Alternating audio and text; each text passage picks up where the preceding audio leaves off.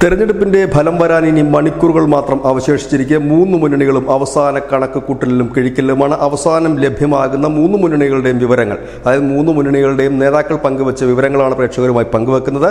ആദ്യം വയനാടാണ്. പ്രിയങ്ക ഗാന്ധി മത്സരിക്കുന്ന വയനാട്. പ്രിയങ്ക ഗാന്ധിയുടെ ആദ്യ തെരഞ്ഞെടുപ്പ്. പ്രിയങ്ക ഗാന്ധി ജയിച്ച് പാർലമെന്റിൽ ചെന്നാൽ പ്രതിപക്ഷത്തിന്റെ ശക്തയായ നേതാവായി മാറുമെന്ന് കോൺഗ്രസ് പ്രതീക്ഷിച്ചിരിക്കുന്ന നേതാവാണ് പ്രിയങ്ക ഗാന്ധി. ആ പ്രിയങ്ക ഗാന്ധി വയനാട് മത്സരിക്കുമ്പോൾ 5 ലക്ഷം വോട്ടിന്റെ ഭൂരിപക്ഷം പ്രിയങ്ക ഗാന്ധിക്ക് ഉണ്ടാകണമെന്ന് കോൺഗ്രസിന്റെ ഹൈക്കമാൻഡ് ആഗ്രഹിച്ചിരുന്നു.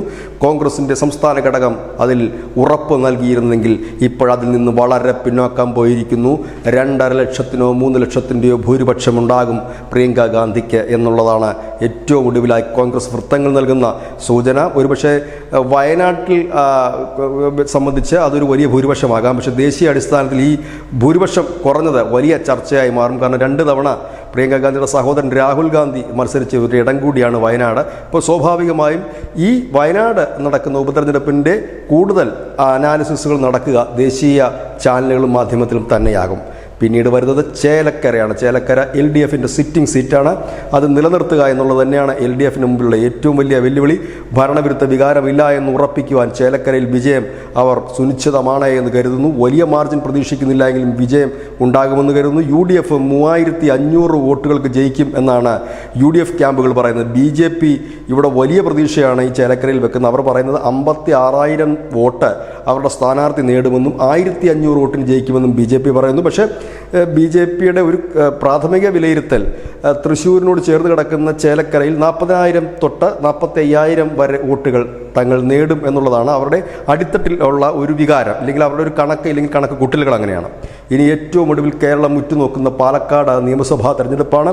ആ പാലക്കാട് നിയമസഭാ തെരഞ്ഞെടുപ്പിൽ കഴിഞ്ഞ ദിവസം വരെ 17,000 വോട്ടിൻ്റെ ഭൂരിപക്ഷത്തിൽ UDF ജയിക്കും എന്ന് പറഞ്ഞിരുന്നവർ ഇപ്പോൾ അതിൽ നിന്നൊക്കെ വളരെ പിന്നാക്കം പോയി 5,000 വോട്ടിന് ജയിക്കുമെന്നുള്ള നിലയിലേക്ക് എത്തിയിരിക്കുന്നു.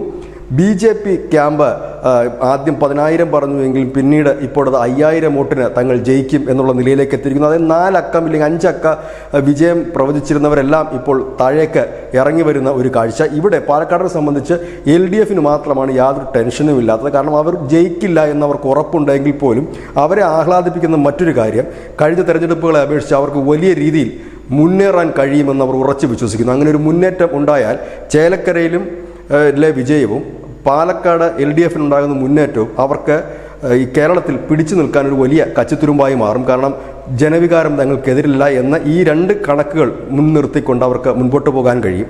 കോൺഗ്രസിനെ സംബന്ധിച്ച് ഈ 2 പരാജയം, വയനാട് പാർലമെൻറ്റാണ്, നിയമസഭയിൽ ചേലക്കരയിലും പാലക്കാടും കോൺഗ്രസ് പരാജയപ്പെടുകയാണെങ്കിൽ ഒരു റീ എൻട്രിക്ക് ശ്രമിക്കുന്ന കോൺഗ്രസിന് ഇനിയുള്ള കാലം ദുഷ്കരമായിരിക്കും.